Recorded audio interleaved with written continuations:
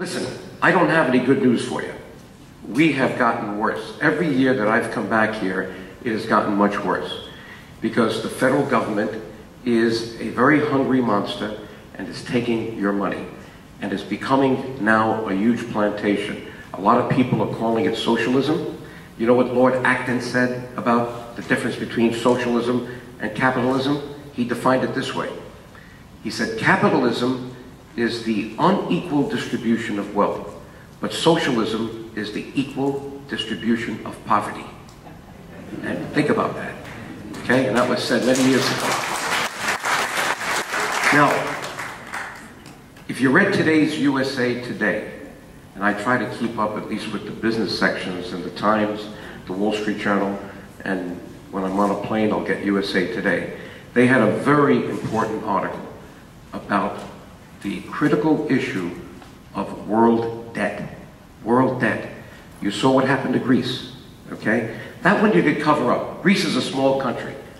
God forbid it spreads to Italy or Spain, you might even see a breakup of the European Union because Germany now is really getting its hackles up about bailing out Greece. But that is peanuts compared to what's going to happen in the next year or two. Guess who's going to go bankrupt? Japan. Japan, for the last 10 to 15 years, has not written down the bad loans on the books. Sound familiar? And Japan has an aging population, so that now there's many more people relatively retired than working because their birth rate is very, very low. Sound familiar? This is the first year that Social Security is taking in less than it's paying out. We thought that would happen in 6 to 10 years. And you remember my book? I gave you the speech last year.